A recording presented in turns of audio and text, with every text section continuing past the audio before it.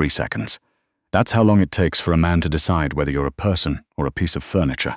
Lena Marsh had learned that in her first week working for the Calloway family. 3 seconds, and then the eyes slide past you like you're part of the wallpaper. She had spent 11 months being wallpaper. She hadn't expected it to end in a hospital parking garage in February, with her blood turning the snow pink beneath her. But that's not where the story starts. It starts on a Tuesday in November, the kind of cold that arrives in Vancouver without warning, the kind that comes off the water and burrows into the marrow of your bones before you've thought to put on a proper coat. Lena was running late. She'd missed the SkyTrain by 30 seconds. She'd watched it slide away through the scratched terminal window, and the cab she finally flagged down smelled of cigarettes and pine air freshener, in a combination so aggressively cheerful it made her eyes water. She arrived at the Calloway penthouse on West Georgia with a damp coat, a travel mug of lukewarm tea, and the particular brand of exhaustion that comes not from a single bad night but from 4 years of them accumulated quietly in the body, the way debt accumulates. Not all at once, just steadily. The building was the kind of building that doesn't have its name posted anywhere because it doesn't need to. The doorman knew her by now. He nodded without speaking. She badged through the private elevator, rode up to the 43rd floor, and stepped into the apartment that smelled, as always, of eucalyptus and expensive coffee she was not allowed to drink. Margaret Calloway was already awake. This was unusual. Normally Lena arrived to find the old woman sleeping in the chair by the east window, her oxygen line trailing across the floor like a leash, the morning news murmuring from the television at low volume. But today Margaret was sitting straight-backed at the dining table, a cup of tea at her elbow and an expression on her face like she had been waiting for something unpleasant and had decided to face it head-on. "You're 7 minutes late," Margaret said. "I know. I apologize. The train. I don't need the train's itinerary. I need my medication at 7:15. Lena set down her bag, took off her coat, and went to the kitchen to prepare the morning medications without another word. She had learned not to argue. Margaret Calloway was 73 years old, formerly the chair of 2 hospital foundations and 1 arts council, and she had spent a lifetime wielding courtesy as a weapon and disapproval as a scalpel. Lena was not the first companion she'd gone through. She had been told quietly by the agency coordinator that the previous 3 had quit inside of 60 days. Lena had lasted 11 months. She needed the money too badly to quit. She carried the small tray of medications to the table, set a glass of water beside it, and stepped back. "You didn't sleep," Margaret said. "It wasn't a question. I slept fine. You have that look about you." Lena didn't answer. She moved to the window and opened the blinds the precise 2 inches that Margaret preferred. Not more, because the direct light gave her headaches, not less, because she liked to watch the harbor. The truth was that Lena hadn't slept because she'd been on the phone until midnight with the admissions office at Sunrise House, the residential treatment facility in Kelowna, where her younger brother, Danny, had been living for the past 14 months. The coordinator, a woman named Sandra with a voice permanently tuned to managed sympathy, had told her that the February invoice was 30 days past due, and that if the balance wasn't cleared by end of month, Danny's bed would be reallocated. The balance was $16,000. Lena made $22 an hour. She had done the math many times. She always got the same answer. She didn't tell Margaret any of this. She didn't tell anyone. She had learned over the years that people respond to other people's financial desperation in one of 2 ways. They either offer help they don't mean, or they treat you differently afterward, the way you treat a glass that's already cracked. Carefully, with the constant awareness of breakage. She preferred to be invisible. She was good at it. What she didn't know was that someone in that apartment had been watching her more closely than she realized. Calloway arrived at 11. She had seen him perhaps a dozen times in 11 months. He was not the kind of man who required many words to fill a room. He was 41, built with the kind of deliberate economy you associate with people who've decided that anything excessive is a liability. Dark hair, a jaw that looked like it had been made to hold difficult news without flinching, and eyes that were the particular shade of gray that belongs to the Pacific in November. Not unfriendly, exactly, but not warm, alert. Measuring. Reeve Calloway ran a logistics and shipping enterprise that moved cargo through the port of Vancouver and a dozen ports beyond it. He was also, according to the things that weren't in the newspapers but that Lena had pieced together from overheard phone calls and the way certain men spoke to him when they came to the penthouse, men who were not business associates in any ordinary sense, significantly more than that. She had never asked. She wasn't paid to ask. He came through the door with a phone pressed to his ear, speaking in the low, unhurried tone of a man who doesn't raise his voice because he doesn't have to. He nodded at Lena the way you nod at a piece of furniture that's in the right place. She nodded back and moved toward the kitchen to give him space. "Mother," he said, bending to press his lips to Margaret's temple. The old woman's face changed when he walked in. The sharpness softened. It was the only time Lena had ever seen it do that. "You look tired," Margaret told him. "I'm fine. You always say that, because it's always true." He glanced at Lena then, the same cursory assessment he gave the room at large. "The medication's on schedule?" "Yes," Lena said. He looked at her for perhaps half a second longer than he normally did. She couldn't have said why it registered. It just did. "Good," he said, and went to sit with his mother, and Lena went back to the kitchen and tried to remember whether she had brought lunch or forgotten it again. She had forgotten it again. The convoy was supposed to leave at 4:30. It was the monthly transfer. Margaret preferred to spend alternating weeks at the penthouse in the city and at the family property in West Vancouver, a house Lena had never seen but that Margaret described sometimes, at night when she couldn't sleep, with a particular tenderness. Something about a garden, something about the way the light came through the trees in summer. Reeve had arrived to oversee the transfer personally. This, Lena had learned, only happened when something was wrong. Normally it was his man, Dorian, who handled logistics. The fact that Reeve was here, that there were 4 men in the lobby instead of 2, that everyone had the quiet, compressed energy of a clock winding tight, all of that was a language Lena had learned to read without anyone teaching her. She packed Margaret's things efficiently and without comment. The silk scarves, the heart medication in the zippered pouch, the photograph from the bedside table that Margaret never named but never left behind. A faded print of a man who must have been Reeve's father, younger and lighter than anyone in this apartment seemed to be. "We move in 20 minutes, Reeve said, appearing in the doorway of his mother's room. He looked at Lena. "You ride with her. Keep her calm. If I tell you to get down, you get down immediately. Do you understand?" "Yes," Lena said. He studied her for a moment. Something shifted in his expression. Not warmth. Something more like recognition. "Good," he said. "Let's go." The parkade beneath the building smelled of cold concrete and exhaust. 2 black SUVs waited, engines running, their breath misting in the February air. Reeve was in the lead vehicle.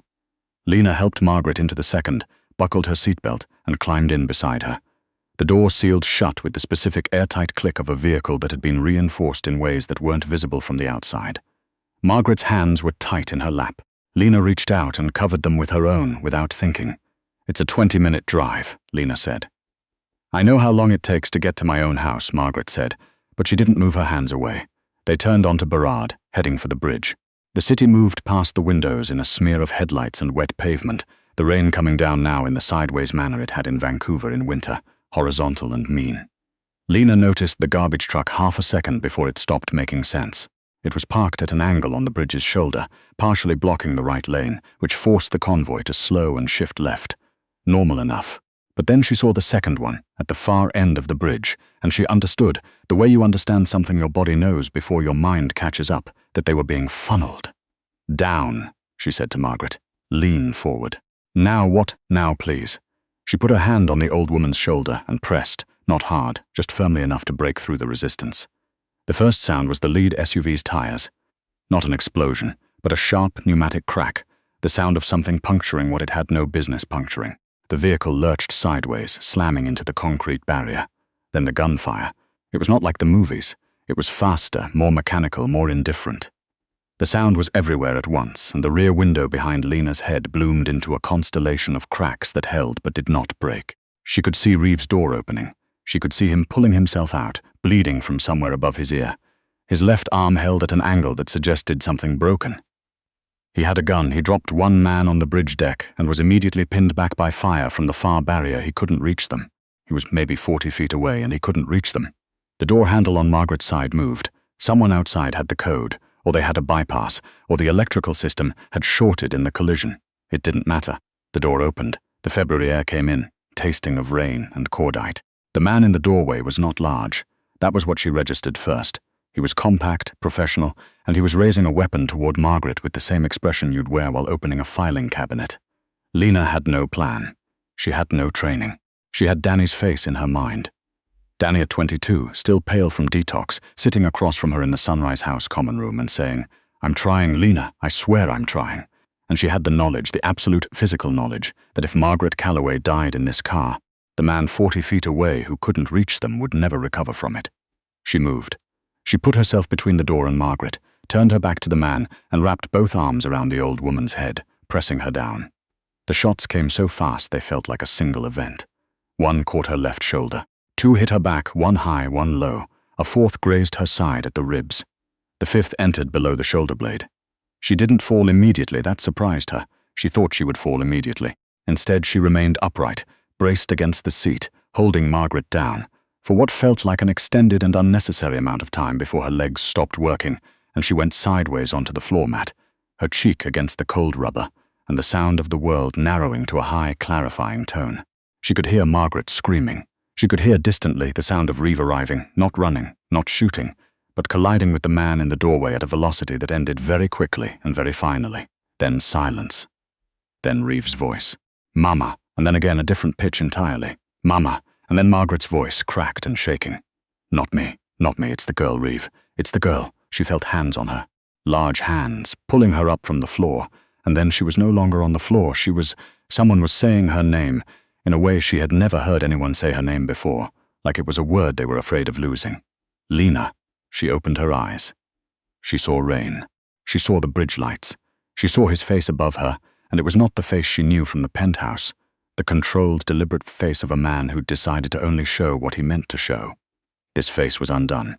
This face was frightened, and it was the most human thing she had ever seen. She's okay, Lena managed.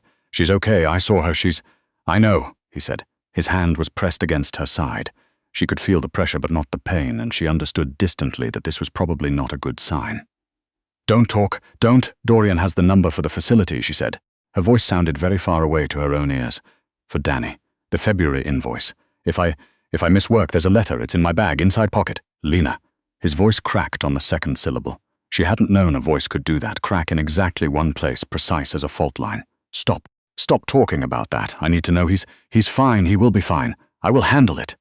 He pressed his forehead briefly against hers, and she felt the rain on his face, and she felt his hands shaking. Reeve Calloway's hands were shaking. Don't you dare leave. Do you hear me? That is not a request. She smiled. She wasn't sure why. It just seemed like the right response. Then the bridge lights went out, or she did. She couldn't tell which, and the last thing she felt was his arms getting tighter, pulling her closer, the way you hold something you're afraid of dropping.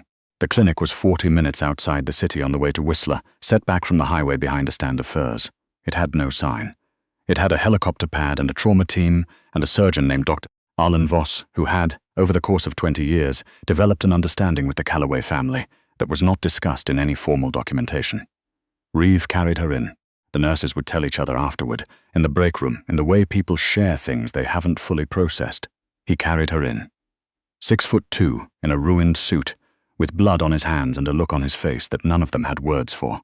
He set her on the gurney himself, said her name once more to the room, and then stood in the corridor for 45 minutes without sitting down while Voss worked. Margaret was brought to the private lounge. She sat in her wheelchair with a blanket over her knees and stared at the wall. Dorian came to report. He reported on the bridge, on the team they'd identified, on the organization behind them. Reeve listened with the flat attention of someone running two processes simultaneously, one surface, one underneath.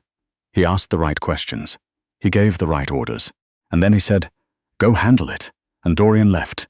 And Reeve went to the window and put his forehead against the cold glass and did not move for a very long time. She asked about her brother, he said finally, to no one in particular. Margaret looked up. She was bleeding on the bridge, and she asked about her brother, whether the invoice would be paid if she missed work. He didn't turn around. She'd been carrying that. The entire time she worked for us. She'd been carrying that alone. I didn't know, Margaret said quietly. Neither did I. He turned then. His face had been reassembled into its habitual architecture, but there was something wrong with it, something not quite seated properly. That's not an excuse. Dr. Voss came through the double doors at 11:47. He looked at Reeve the way people look at someone they've known long enough to skip the preamble. "She's alive," he said. Reeve let out a breath that sounded like it had been held for years. "But," Voss said, because there was always a but, "she is in significant condition. We removed a section of damaged bowel. There was a pneumothorax, a collapsed lung, that we've addressed. One bullet came within 3 centimeters of her spine. She lost a great deal of blood. She coded once on the table." He paused. "We brought her back. She's sedated. The next 24 hours are the indicator." "I want to see her," Reeve said.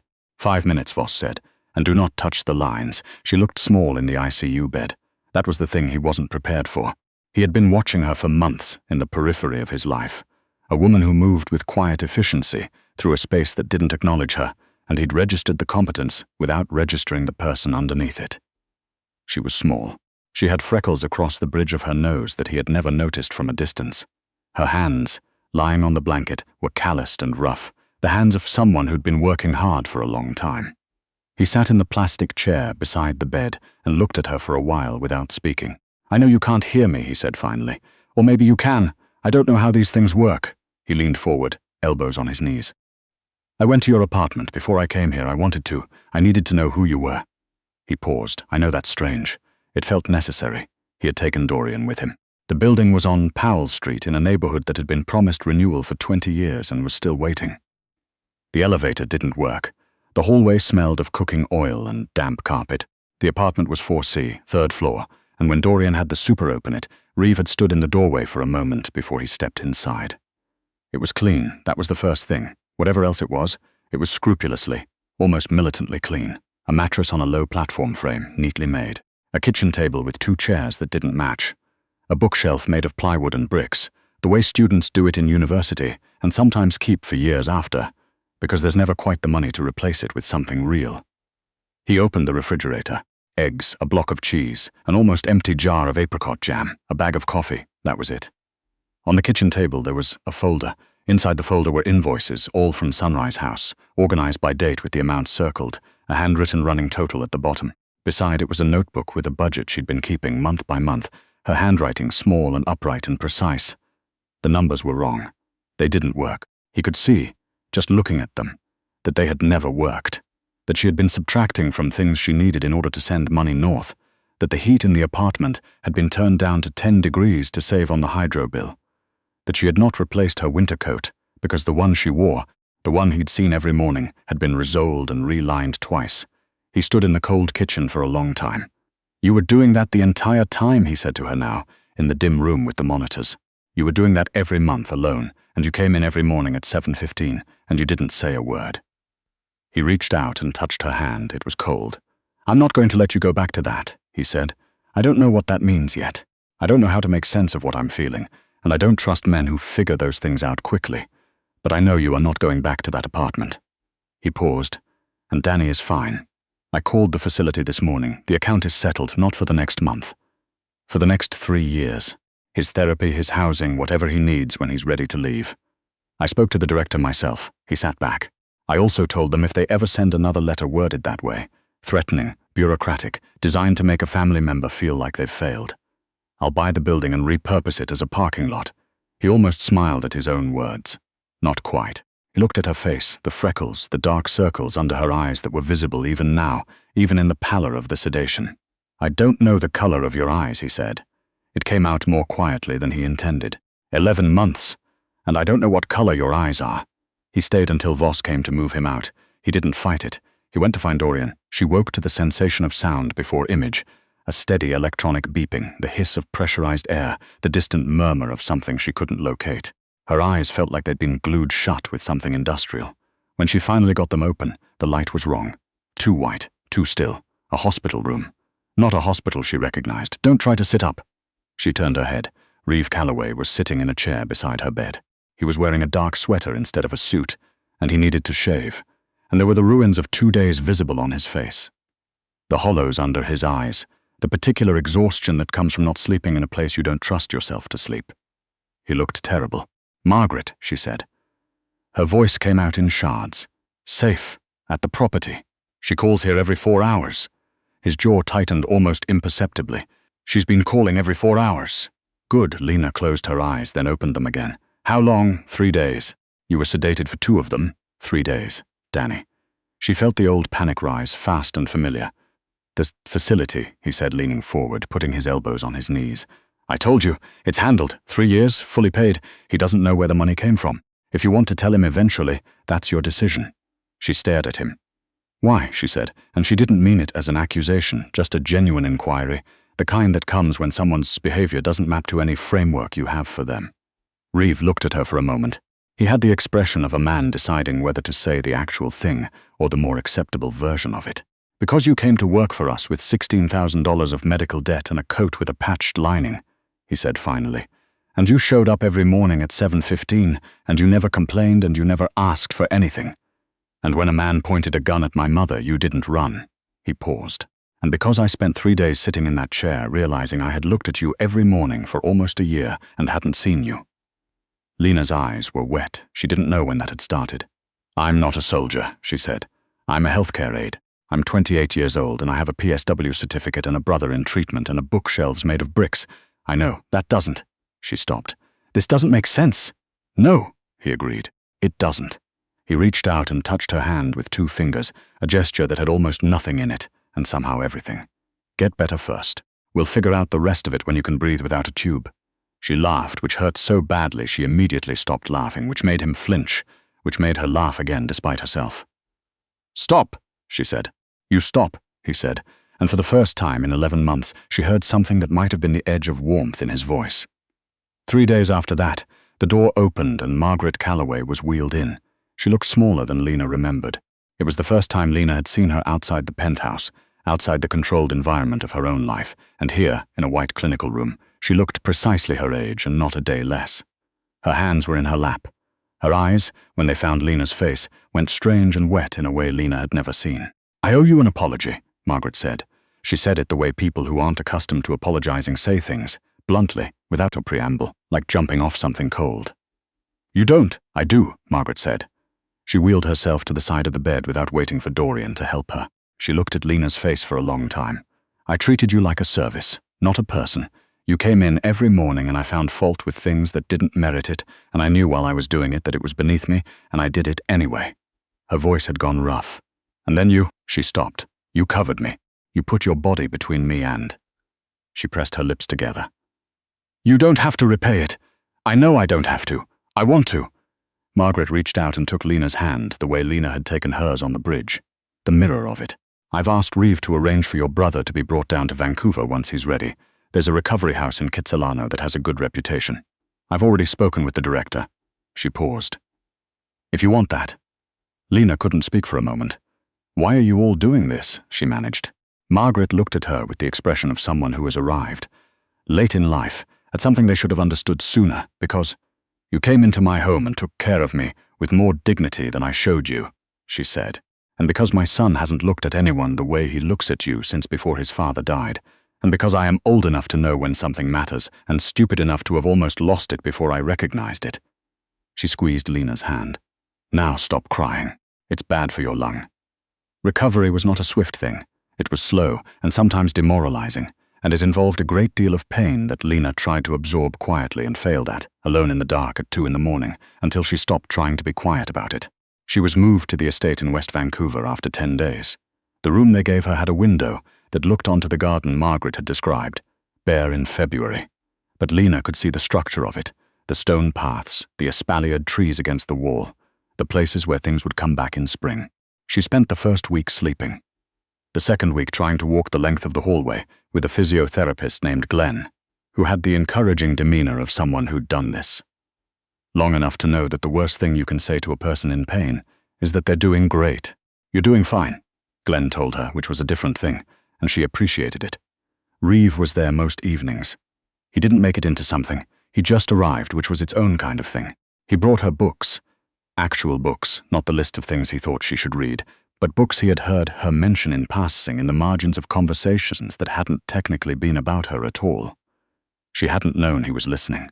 She was beginning to understand that he listened the way he did everything else, thoroughly, and without announcing it. They sat in the library most evenings, her on the wide Chesterfield with a heating pad against her side, him in the leather chair by the window with files he sometimes read and sometimes didn't. They talked about things that weren't the obvious things. They talked about the city, about her grandmother who had come from Newfoundland, about his father who had built the business from a single container lease in 1987. They talked about Danny, not about the crisis of Danny, but about who Danny was, the jokes he made, the way he could repair anything mechanical, but couldn't navigate a grocery store without a list. One evening, 3 weeks in, she was walking back from the kitchen and misjudged the step at the library threshold. Her left side still pulling unpredictably when she put her weight on it, and she lurched forward, and he was there. He didn't make a production of it.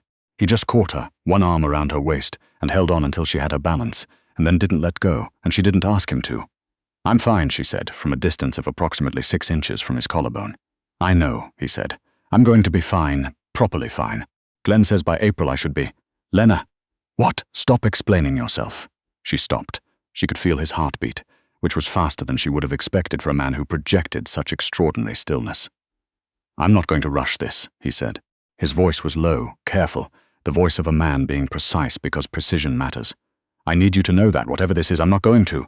He stopped. "I've done damage before, by moving faster than I understood something.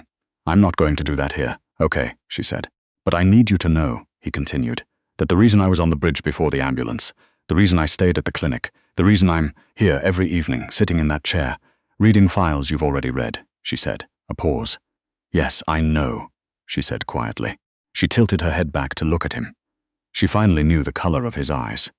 Gray-green, actually, something you could only see from this distance. He kissed her the way cautious people kiss.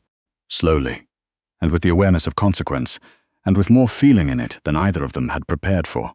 The phone rang. He pulled back. The look on his face almost made her laugh. He checked the screen. Whatever it said, his expression shifted in a way she recognized by now.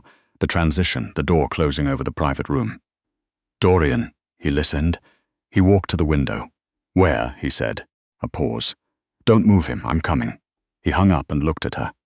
"What is it?" she asked, though she already knew the shape of it. "The man who organized the bridge," Reeve said. He was pulling on his jacket with the economy of someone for whom preparation is muscle memory. "He's been running. He's at a seaplane terminal in Richmond. He's trying to leave tonight. Reeve, Dorian has the house. You're not alone." He walked over to her, touched her face briefly with one hand.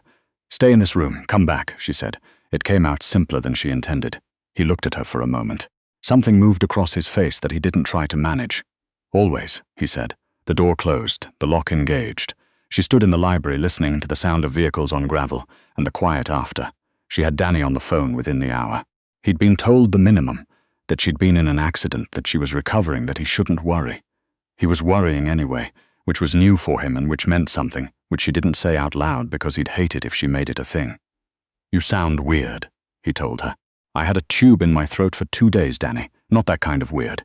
She was quiet for a second. "Good weird or bad weird?" she asked. "I haven't decided," he said. "Who's paying for this place I'm at? They said the billing department resolved something.